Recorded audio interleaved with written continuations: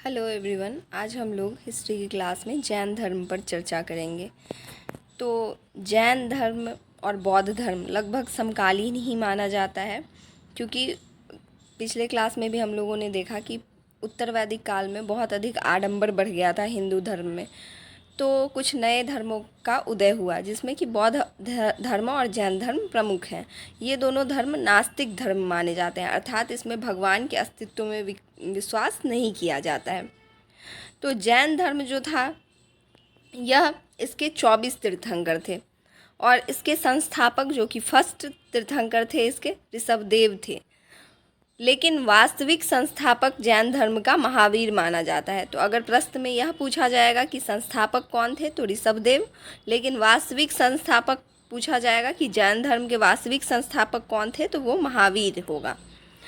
इसके 22वें तीर्थंकर अरिष्टनेमी थे और 23वें तीर्थंकर पार्श्वनाथ थे। पार्श्वनाथ से के संबंध में बहुत अधिक प्रश्न पूछे जाते हैं।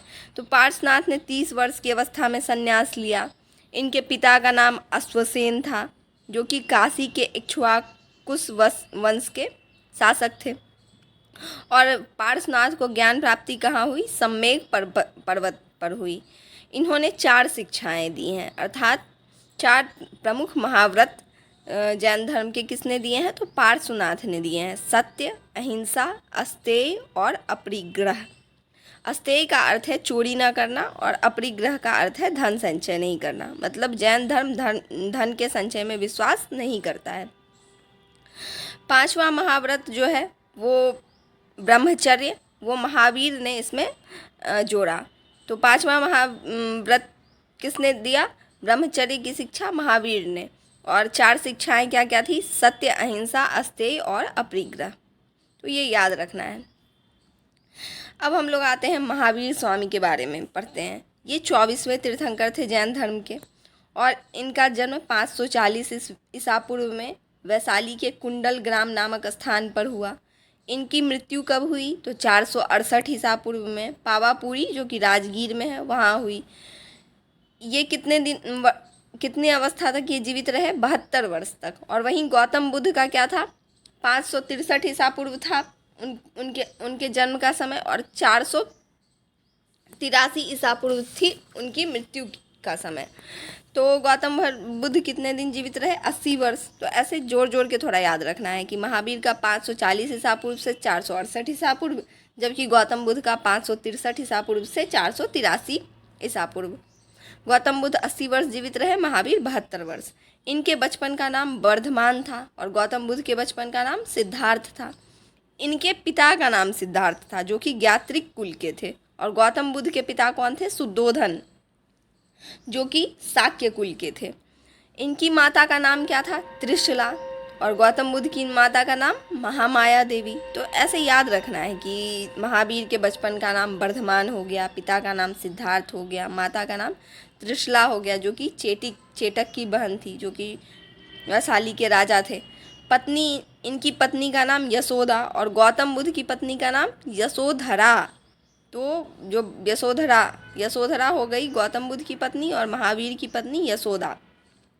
इनको एक पुत्री हुई जिनका नाम अन्नोजा या प्रियदर्शनी था, जबकि गौतम बुद्ध का एक पुत्र था, उसका नाम राहुल था। इन्होंने 30 वर्ष की अवस्था में गृह त्याग किया और गौतम बुद्ध ने 29 वर्ष की अवस्था में गृह त्याग किया था। इनको ज्ञान की प्राप्ति कहाँ हुई? जाम्बिक के समीप साल वृक्ष के नीचे ऋजुपालिका नदी के तट पर। और 30 वर्ष की अवस्था में इन्होंने घर छोड़ा और 12 वर्ष पश्चात कैवल्य अर्थात ज्ञान की प्राप्ति उनको हुई। ज्ञान प्राप्ति को ही हम लोग कैवल्य बोलते हैं। और गौतम बुद्ध को बुद्धत्व की प्राप्ति कितने वर्ष में हुई थी? 35 वर्ष में हुई थी, वैशाख पूर्णिमा के दिन निरंजना नदी के तट पर और पीपल के वृक्ष के नीचे। और इनको साल के वृक्ष के नीचे, पीपल का वृक्ष जो कि बोधि वृक्ष भी कहलाया। उसके अलावा इनको ज्ञान की प्राप्ति जब हो गई तो इनको कुछ नामों से पुकारा जाने लगा, जैसे कि जिन्न, अहर्त, निर्गंध और महावीर। ये सब महावीर को कहा गया है। जिन्न का अर्थ है विजेता, जो अपने सभी इच्छाओं पर विजय प्राप्त कर ले। अहर्त योगी, निर्गंध का अर्थ है बंधन मुक्त और महावीर जो कि साधना के प्रति समर्पित हो। तो जिन्न, अहर्त, निर्गंथ और महावीर, इन शब्दों का संबंध किस धर्म से है? तो ये जैन धर्म। अब हम लोग आते हैं कि महावीर स्वामी ने क्या क्या उपदेश दिए और कब कब दिए। तो प्रथम उपदेश इन्होंने कहाँ दिया? राजगृह में। जबकि प्रथम उपदेश अगर गौतम बुद्ध का रहेगा तो उन्होंने कहाँ दिया था? सारनाथ में। और इनके प्रथम शिष्य थे जामिल, जो कि इनके दामाद भी थे। प्रथम जैन भिक्षुनी चंपा को नाम की महिला को माना गया है। जैन धर्म के त्रिरत्न कौन कौन थे? सम्यक दर्शन, सम्यक ज्ञान और सम्यक आचरण, अर्थात दुख सुख में एक समान व्यवहार, सम्यक आचरण का मतलब होता है। और वहीं पे अगर बौद्ध धर्म के त्रिरत्न की बात की जाए तो क्या थे? बुद्ध, धर्म और संघ। तो ये याद रखना है, बुद्ध, धर्म और संघ किसके थे? बौद्ध धर्म के। और जैन धर्म के त्रिरत्न थे सम्यक दर्शन, सम्यक ज्ञान, सम्यक आचरण। महावीर ने 5 महाव्रतों में अहिंसा को सबसे महत्वपूर्ण माना है। अहिंसा की बहुत प्राथमिकता है जैन धर्म में, इसीलिए उस धर्म में ऐसा माना जाता है कि शाम के बाद वो लोग झाड़ू वगैरह भी यूज नहीं करते हैं। इसके अलावा जैन धर्म आत्मा, पुनर्जन्म, कर्म, मोक्ष, वर्ण, इस सब में विश्वास करता था, और लेकिन ईश्वर में विश्वास नहीं करता था, क्योंकि यह एक नास्तिक संप्रदाय माना गया है। तो लेकिन आत्मा, पुनर्जन्म, कर्म, मोक्ष, वर्ण, इस सब में जैन धर्म का भी विश्वास था। स्यादवाद और अनेकांतवाद का संबंध जैन धर्म से है। स्यादवाद और अनेकांतवाद आध्यात्म और नास्तिक के बीच का एक मार्ग है। इसके अलावा इन्होंने, जैन धर्म ने अपने आध्यात्मिक विचार सांख्य दर्शन से लिए हैं।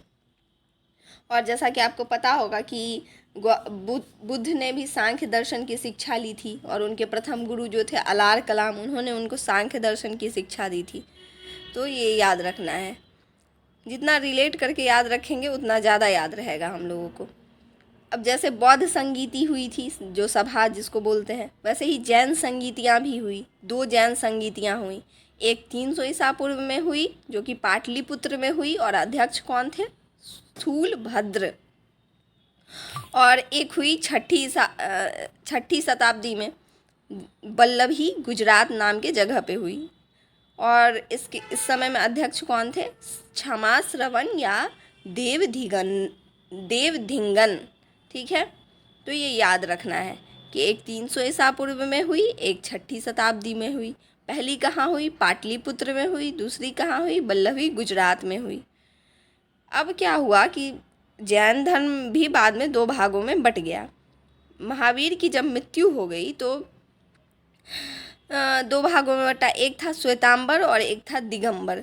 क्योंकि समय के साथ साथ अगर अपडेट नहीं किया जाए चीज़ों को तो क्या होती है, चीज़ें मतलब अस्तित्व में नहीं रहती है। जैसे महावीर जो थे वो नग्नता को कठोरता मानते थे। उनका ये मानना था कि नग्नता का अर्थ है कठोरता, तो उन्होंने नग्नता का सिद्धांत अपनाया, अर्थात वह नग्न रहते थे। और जबकि बाद में क्या हुआ, श्वेतांबर जिसकी स्थापना स्थूलभद्र ने की, और दिगंबर जो कि भद्रबाहु के नेतृत्व में चल रहा था।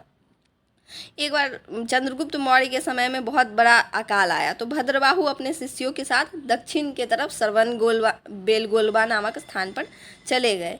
तो ये इसी मत को कैरी ऑन करते रहे, मतलब इन्होंने जो महावीर की प्रॉपर शिक्षा थी उसको ही माना। जबकि श्वेतांबर में कुछ चेंजेज आए, तो इसकी स्थापना श्वेतांबर की स्थूलभद्र ने की। ये लोग श्वेत वस्त्र धारण करते थे। इसमें स्त्री के लिए भी मोक्ष का वर्णन है, अर्थात क्योंकि श्वेत वस्त्र तो कोई भी धारण कर सकता है, तो इन्होंने माना कि स्त्री भी मोक्ष प्राप्त कर सकती है। जबकि दिगंबर का ये मानना था कि स्त्री के लिए मोक्ष संभव नहीं है, क्योंकि ये लोग नग्नता को मानते थे। और श्वेतांबर जो संप्रदाय हुआ उसने महावीर स्वामी को भगवान का दर्जा दे दिया, मूर्ति पूजा करने लगे। जबकि दिगंबर जो था वो भगवान की मान्यता चूँकि जैन धर्म में नहीं रही है, तो वो लोग भगवान की मान्यता नहीं मानते थे। वो लोग महावीर स्वामी को भी एक पुरुष मानते थे, गुरु मानते थे, लेकिन भगवान नहीं मानते थे। तो इस तरीके से जो 2 मुख्य जैन धर्म का विभाजन हुआ, इसके बीच अंतर हम लोगों को याद रखना है कि किस में क्या था। वैसे नाम से भी देखा जा सकता है कि श्वेतांबर, श्वेत हो जिसका अंबर, अंबर मतलब कि वस्त्र, तो इसका मतलब ये लोग श्वेत वस्त्र धारण करेंगे। श्वेत वस्त्र धारण करेंगे तो स्त्री भी इसमें आ सकती है। इसके अलावा ये लोग महावीर स्वामी को भगवान का दर्जा दे चुके थे, जबकि दिगंबर में ऐसा नहीं था। इस दोनों के संस्थापक का नाम भी याद रखना है।